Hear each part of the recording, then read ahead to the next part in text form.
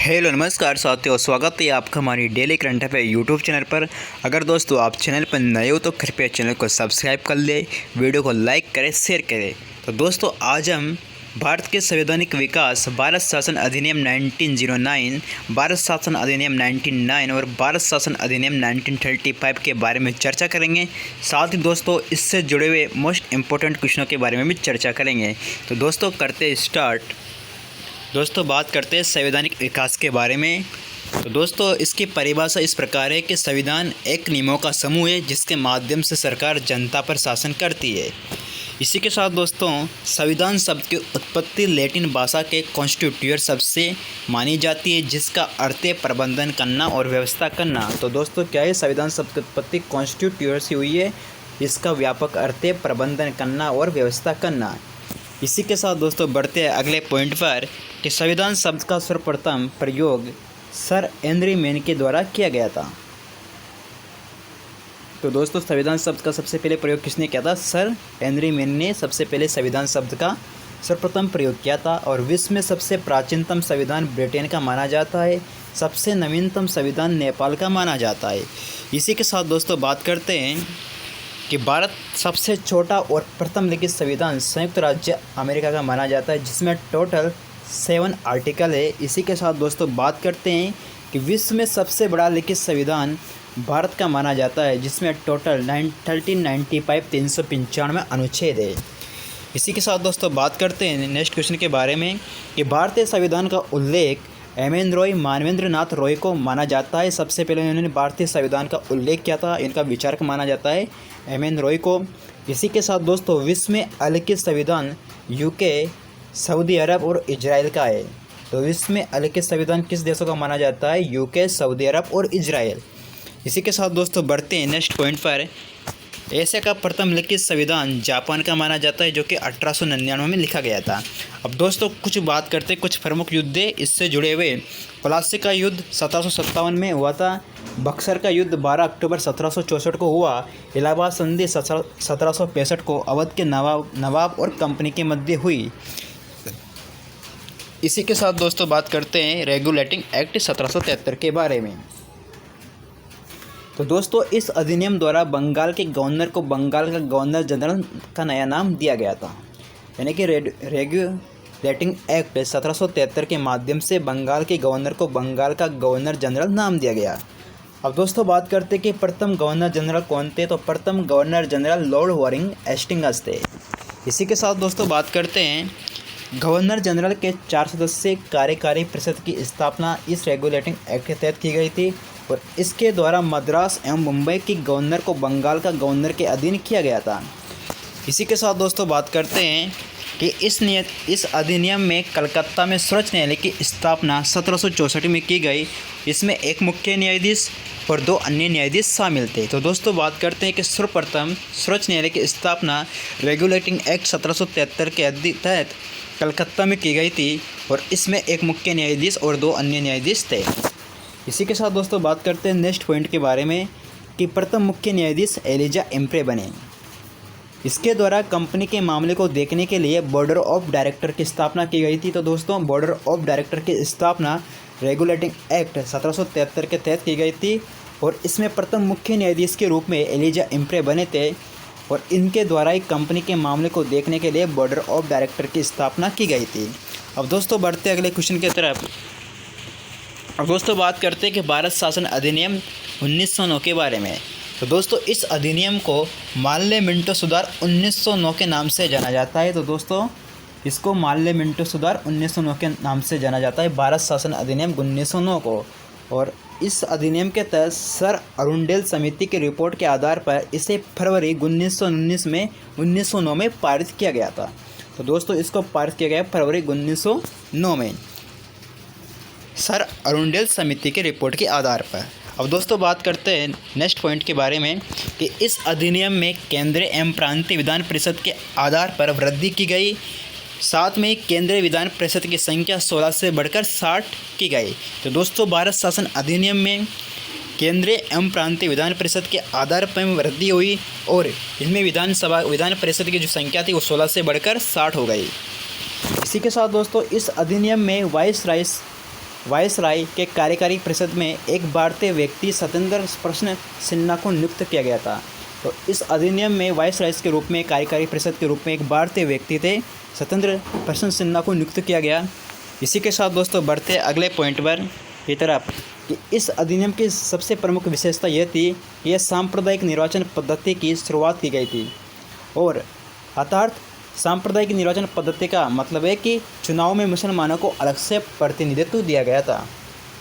तो यह इस अधिनियम की प्रमुख विशेषता है कि भारत शासन अधिनियम 1919 में 1909 में सांप्रदायिक निर्वाचन पद्धति की शुरुआत की गई। साथ ही चुनाव में मुसलमानों को अलग से प्रतिनिधित्व दिया गया और इस अधिनियम में भारत के विभाजन के बीज रखे गए थे।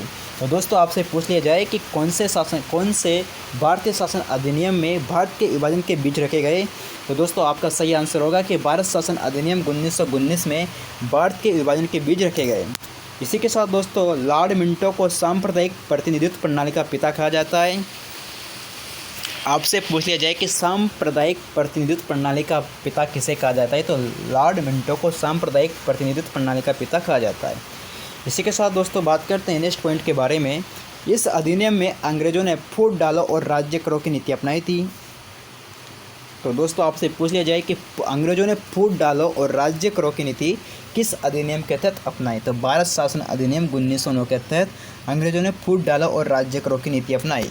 इसी के साथ दोस्तों बढ़ते हैं अगले पॉइंट के बारे में कि इस अधिनियम में प्रथम निर्वाचन मंडल के बारे में लॉर्ड मार्ले ने लॉर्ड मॉन्टो से कहा कि हम नाक के दांत बो रहे हैं, इसका फल भीषण होगा।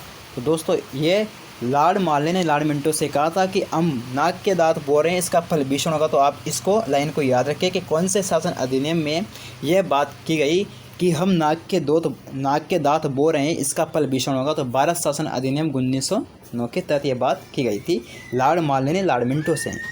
इसी के साथ दोस्तों बात करते हैं भारत शासन अधिनियम 1919 के बारे में। तो दोस्तों इसकी घोषणा 20 अगस्त 1917 को की गई थी और इसे मॉन्टेस्क्यू चेम्सफोर्ड सुधार अधिनियम 1919 के नाम से जाना जाता है। मॉन्टेस्क्यू उस समय सचिव थे और चेम्सफोर्ड वायसराय थे। इसी के साथ दोस्तों बात करते हैं इसको 1919 में लागू किया गया और इस अधिनियम में प्रस्तावना जोड़ी गई थी। तो दोस्तों आपसे पूछ लिया जाए कि किस अधिनियम के तहत प्रस्तावना जोड़ी गई, तो भारत शासन अधिनियम 1919 के तहत प्रस्तावना को जोड़ा गया था। और दोस्तों इस अधिनियम के तहत देश शासन व्यवस्था को लागू किया गया और प्रांतों में विषय का विभाजन करने के लिए 2 विषय बनाए गए थे।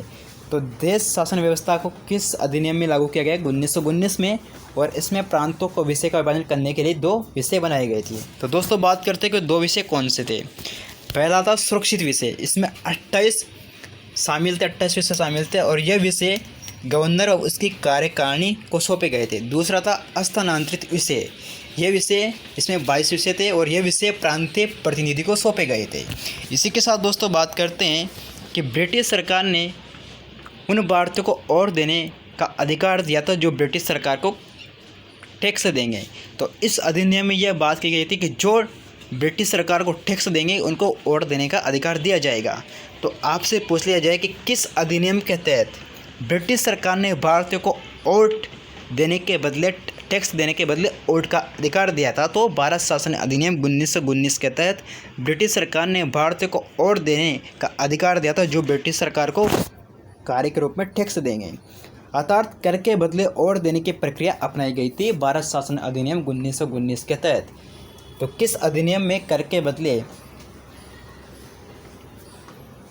वोट देने की प्रक्रिया अपनाई गई थी? तो 1919 अधिनियम में। इसी के साथ दोस्तों इस अधिनियम में एक लोक सेवा आयोग का गठन का प्रावधान भी किया गया था जो वर्तमान में भारत का संघ लोक सेवा आयोग यानी कि यूपीएससी है। तो भारत का संघ लोक सेवा आयोग का प्रावधान किसमें किया गया था? भारत शासन अधिनियम 1919 में संघ लोक सेवा आयोग का प्रावधान किया गया था। इसकी स्थापना 1926 में हुई थी। और दोस्तों बात करते हैं कि इसके जो प्रथम अध्यक्ष थे सर रॉस बारकर थे। तो आप इसको याद रखें, इसकी स्थापना 1926 और इसके प्रथम अध्यक्ष सर रॉस बारकर थे। इसी के साथ दोस्तों बात करते हैं कि इस अधिनियम में सांप्रदायिक आधार पर सिखों, ईसाइयों, यूरोपियों, आंग्ल भारतीयों का चुनाव में अलग अलग प्रतिनिधित्व दिया गया। तो यानी कि ये मोस्ट इम्पोर्टेंट लाइन है दोस्तों कि इस अधिनियम में सांप्रदायिक आधार पर सिखों को, ईसाइयों को, यूरोपियों को और आंग्ल भारतीयों को चुनाव में अलग अलग प्रतिनिधित्व दिया गया था, जबकि भारत शासन अधिनियम 1919 में मुसलमानों को अलग से प्रतिनिधित्व दिया गया था। इसी के साथ दोस्तों बढ़ते अगले पॉइंट की तरफ कि इस अधिनियम में केंद्रीय प्रांतों का बजट अलग अलग किया गया। इसी के साथ दोस्तों बढ़ते हैं कि इस अधिनियम में संपत्ति, कर व शिक्षा के आधार पर सीमित संख्या में लोगों को मताधिकार दिया गया था। तो इस अधिनियम में संपत्ति, कर और शिक्षा के आधार पर लोगों को मताधिकार दिया गया। और इस अधिनियम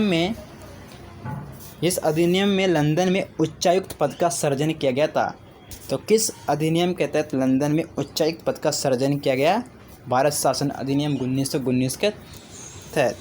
अब दोस्तों बात करते हैं कि प्रथम उच्चायुक्त कौन थे उस समय। तो रैमजे मयोरे उस समय प्रथम उच्चायुक्त थे जब इस पद का सृजन किया गया था।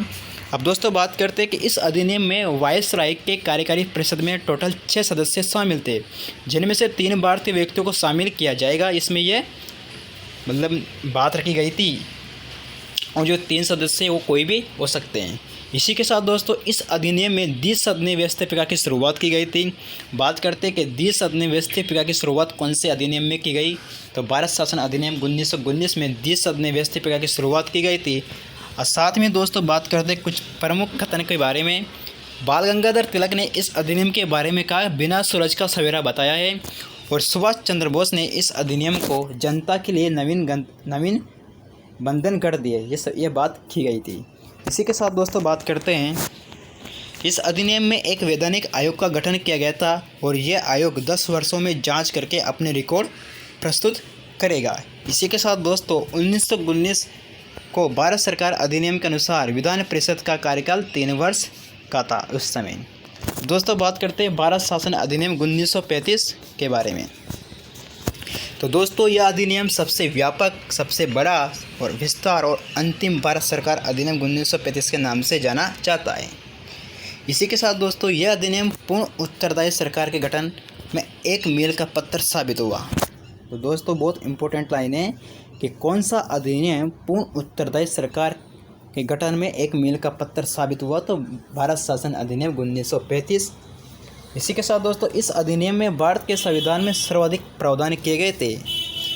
और बात करते हैं दोस्तों कि यह भारतीय संविधान का मूल स्रोत माना जाता है। भारत शासन अधिनियम भारतीय संविधान का मूल स्रोत माना जाता है, और भारतीय संविधान का इस अधिनियम को ऋणी भी माना जाता है। इसी के साथ दोस्तों इस अधिनियम में एक अखिल भारतीय संघ बनाने का प्रावधान किया गया था। आपसे पूछे कि किस भारतीय शासन अधिनियम के तहत अखिल भारतीय संघ बनाने का प्रावधान किया गया था? तो भारत शासन अधिनियम 1935 के तहत अखिल भारतीय संघ बनाने का प्रावधान किया गया था। इसी के साथ दोस्तों इस अधिनियम में प्रांतों में देश शासन व्यवस्था को समाप्त किया गया और प्रांतों में स्वतंत्रता प्रदान की गई।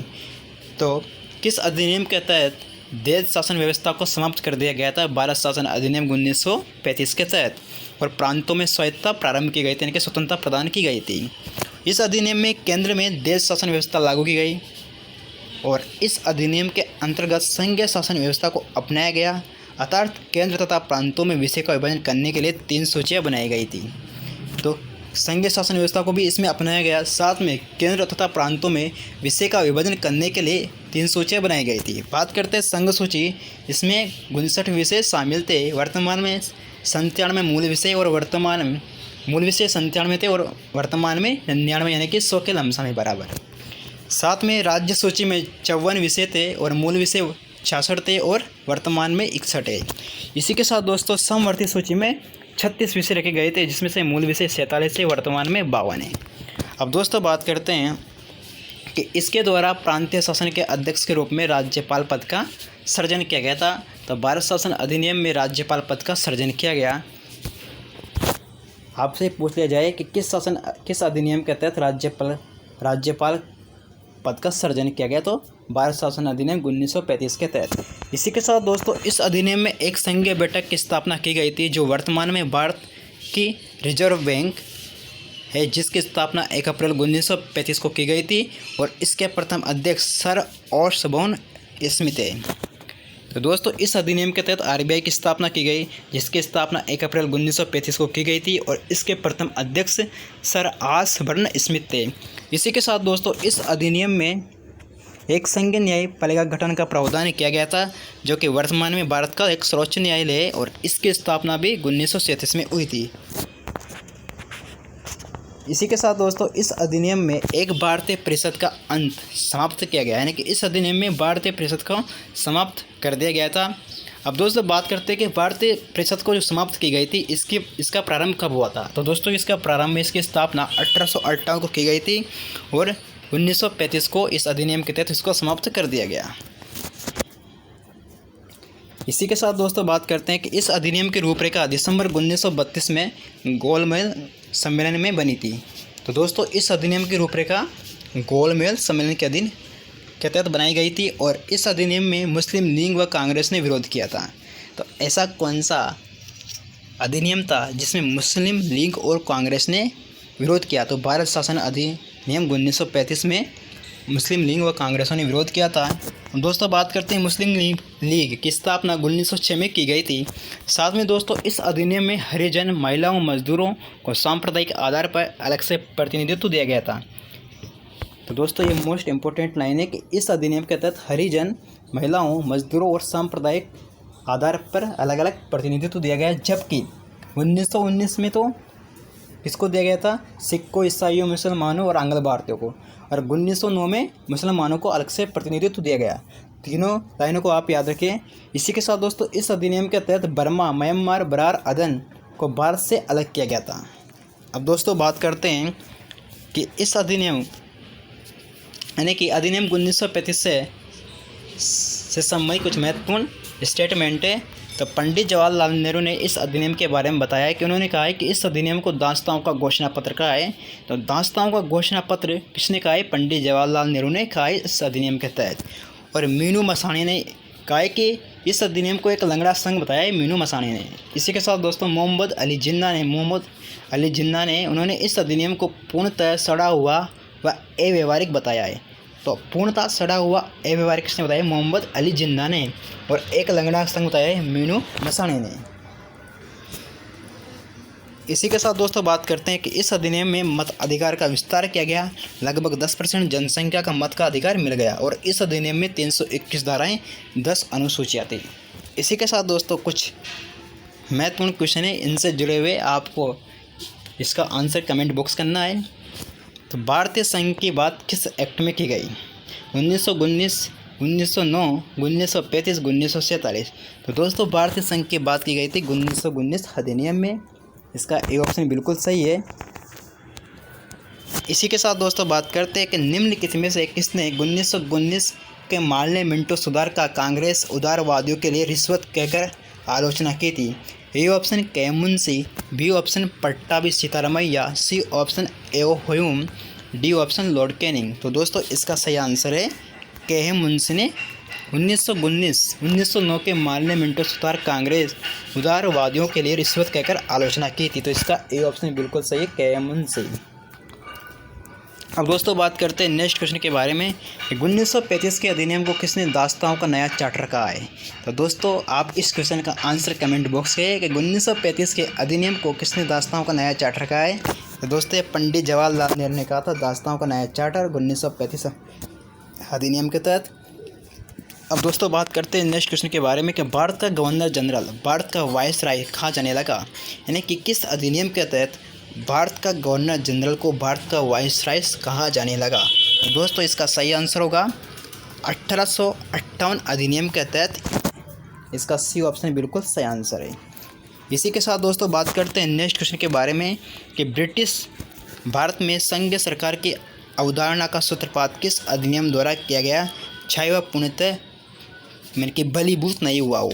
तो दोस्तों यह गवर्नमेंट ऑफ इंडिया एक्ट 1935 के तहत ये बात की गई थी। इसका सी ऑप्शन बिल्कुल करेक्ट है।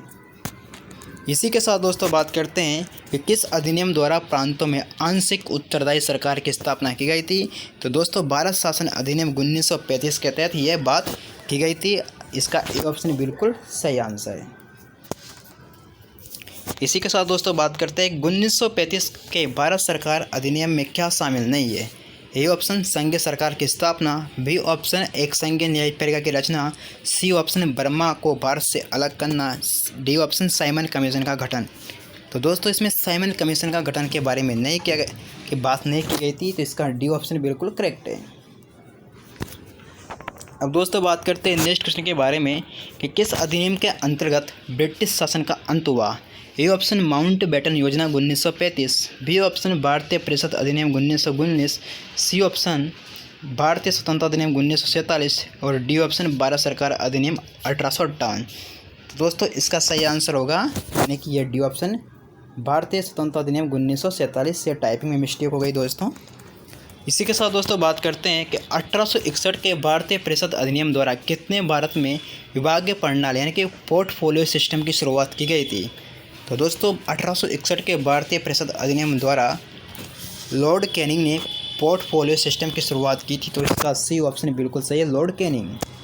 अब दोस्तों बात करते हैं नेक्स्ट क्वेश्चन के बारे में कि भारत शासन अधिनियम 1935 की प्रमुख विशेषता क्या थी। तो दोस्तों इसकी जो प्रमुख विशेषता ये थी, ए ऑप्शन भारत परिषद का उन्मूलन, बी ऑप्शन केंद्र तथा राज्य में शक्तियों का विभाजन, सी ऑप्शन आरबीआई का प्रावधान, डी ऑप्शन संघीय न्यायपालिका का प्रावधान। दोस्तों ये टाइपिंग में मिस्टेक है, यहाँ संघीय न्यायपालिका का प्रावधान है। तो दोस्तों इसकी प्रमुख विशेषता चारों थी कि तो भारतीय परिषद का उन्मूलन, केंद्र तथा राज्य में शक्तियों का विभाजन, आरबीआई का प्रावधान भी किया गया था और संघीय न्यायपालिका का प्रावधान भी किया गया था। जिसका डी ऑप्शन बिल्कुल सही है, 1 2 3 4। इसी के साथ दोस्तों बात करते हैं कि निम्नलिखित में से भारतीय स्वतंत्रता का अधिकार पत्र किसे कहा जाता है। A option regulating act 1973, B option Pitt's India act 1784, C option charter act 1813, D option महारानी की घोषणा पत्र। तो दोस्तों इसका सही आंसर होगा महारानी की घोषणा 1858 को कहा जाता है। इसी के साथ दोस्तों बात करते हैं नेक्स्ट क्वेश्चन के बारे में कि महान्यायवादी नियंत्रक और महालेखा परीक्षक का प्रावधान निम्न में से किस एक्ट में किया गया। तो दोस्तों इसका सही आंसर है 1935 अधिनियम, भारत शासन अधिनियम 1935 के तहत यह प्रावधान किया गया था। इसी के साथ दोस्तों बात करते हैं नेक्स्ट क्वेश्चन के बारे में कि भारत में सांप्रदायिक प्रतिनिधित्व किस वर्ष लागू किया गया। तो दोस्तों भारत में सांप्रदायिक प्रतिनिधित्व 1919 में लागू किया गया था। तो इसका बी ऑप्शन बिल्कुल सही है। दोस्तों अगर आप चैनल पर नए हो तो कृपया चैनल को सब्सक्राइब करें और वीडियो को अधिक से अधिक लाइक करें, शेयर करें। आप सब्सक्राइब बहुत कम करते हो, तो दोस्तों आप ठोक कर लाइक करें और सब्सक्राइब करें। इसी के साथ दोस्तों बात करते हैं कि प्रांतीय स्वायत्तता निम्न में से किस अधिनियम द्वारा प्रदान की गई थी। तो दोस्तों बताइए कि प्रांतीय जो स्वायत्तता थी यानी कि स्वतंत्रता किस अधिनियम के द्वारा प्रदान की गई थी। तो दोस्तों इसका सही आंसर होगा प्रांतीय स्वायत्तता भारत शासन अधिनियम पार्लियामेंट एक्ट या भारत शासन अधिनियम 1909 के तहत प्रदान की गई थी। इसका बी ऑप्शन बिल्कुल करेक्ट है। इसी के साथ दोस्तों बात करते हैं कि भारत के विभाजन के बीज किस अधिनियम में रखे गए थे। तो दोस्तों भारत के विभाजन के बीज किस अधिनियम में रखे गए। तो दोस्तों भारत के विभाजन के बीज किस अधिनियम में रखे गए। आप इस क्वेश्चन का आंसर कमेंट बॉक्स करें कि भारत के विभाजन के बीज किस अधिनियम के तहत रखे गए थे। ये ऑप्शन भारत शासन अधिनियम 1935, भारत शासन अधिनियम 1892, भारत शासन अधिनियम 1919 और भारत शासन अधिनियम 1909। तो आप इस क्वेश्चन का आंसर कमेंट बॉक्स करें। इसी के साथ दोस्तों बढ़ते अगले क्वेश्चन पर कि अंतरिम सरकार जवाहरलाल नेहरू के नेतृत्व में बनी, उसमें उनका सरकारी पद का नाम क्या था। तो दोस्तों उस समय ये भारत के उपराष्ट्रपति थे। तो इसका सी ऑप्शन बिल्कुल करेक्ट होगा, ये उस समय भारत के क्या थे, उपराष्ट्रपति। इसी के साथ दोस्तों बात करते हैं कि भारत में द्विसदनात्मक व्यवस्थापिका किस अधिनियम द्वारा प्रारंभ किया गया। तो दोस्तों ये एक्ट 1919 के तहत द्विसदनात्मक व्यवस्थापिका अधिनियम प्रारंभ किया गया। तो इसका ए ऑप्शन बिल्कुल करेक्ट है। इसी के साथ दोस्तों बात करते हैं कि भारत शासन अधिनियम 1935 द्वारा अवशिष्ट शक्तियाँ किसे सौंपी गई थी। तो दोस्तों इसका सही आंसर होगा यह गवर्नर जनरल को सौंपी गई थी। इसका सी ऑप्शन बिल्कुल करेक्ट है। इसी के साथ दोस्तों बात करते हैं कि 1935 का भारत सरकार अधिनियम निम्न में से आधार बिंदु क्या था। तो दोस्तों 1935 भारत शासन सरकार का अधिनियम का इसका जो आधार बिंदु था होता इरविन समझौता। इसका बी ऑप्शन बिल्कुल सही आंसर है, इरविन समझौता इसका प्रमुख आधार बिंदु था। अब दोस्तों बात करते हैं अंतिम लास्ट क्वेश्चन के बारे में कि 1935 के अधिनियम के प्रमुख विशेषता क्या थी। तो दोस्तों इसकी प्रमुख विशेषता थी प्रांतों में स्वायत्तता या प्रांतों में स्वतंत्रता प्रदान करना। इसका डी ऑप्शन बिल्कुल करेक्ट है। तो दोस्तों अगर आपको वीडियो अच्छी लगी हो तो आप वीडियो को लाइक कीजिए, शेयर कीजिए, सब्सक्राइब कीजिए। मिलते हैं नेक्स्ट वीडियो पर। जय हिंद, जय भारत, धन्यवाद। अगर दोस्तों आपको वीडियो का PDF फाइल चाहिए तो आप वीडियो के डिस्क्रिप्शन में जाकर वहाँ से टेलीग्राम चैनल सूर्यनंदन चौहान को ज्वाइन कर सकते हो। इसी के साथ दोस्तों मिलते हैं नेक्स्ट वीडियो पर। जय हिंद, जय भारत, धन्यवाद।